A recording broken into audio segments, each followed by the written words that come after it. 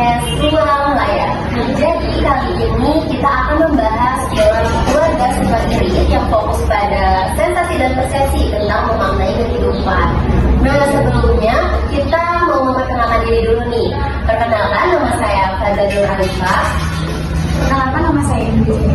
Perkenalkan, nama saya Wanda Sri Rahayu. Perkenalkan, nama saya Nurul Mila Sofi. Saya Joy Boy dan saya Dika Pramudia. Nah, film ini itu menarik banget loh teman-teman untuk dibahas. Kenapa nih teman-teman? Ada yang tahu nggak? Menarik banget sih film aku, karena film Super Irit itu ada dialog yang paling menyentuhkan aku banget. Filmnya itu kita mungkin super irit, tapi kita kaya karena kita saling punya. Wah, menyentuh banget ya.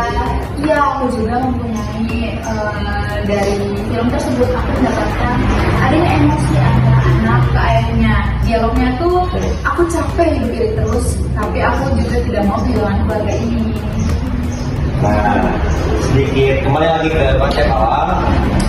Sensasi dalam proses menerima perasaan dari lingkungan lewat konsep seperti kondisi hidup yang dibatasi.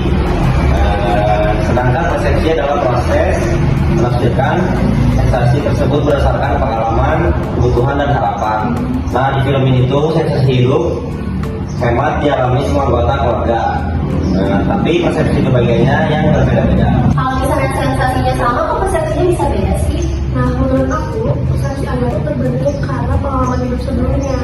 Jadi, sensasi hidup sederhana dalam waktu itu berapa rasa aman dan kontrol terhadap masa depan. Jadi, kebahagiaan Anda itu bukan berasal dari kenyamanan fisik doang, tapi ketenangan psikologis karena yang kita tidak dirasakan.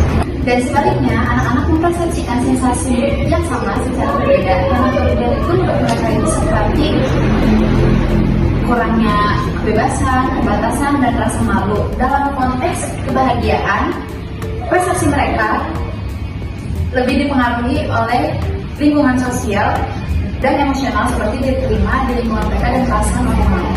Nah, terus ini tuh menunjukkan bahwa kebahagiaan bukan dari prestasi, melainkan dari persepsi. Terkadang dua orang mempunyai situasi yang sama, tapi tingkat kebahagiaannya itu berbeda. Berarti bisa dibilang kebahagiaan itu lebih banyak dipengaruhi oleh persepsi dibanding kesehatan. Atau gimana menurut kalian?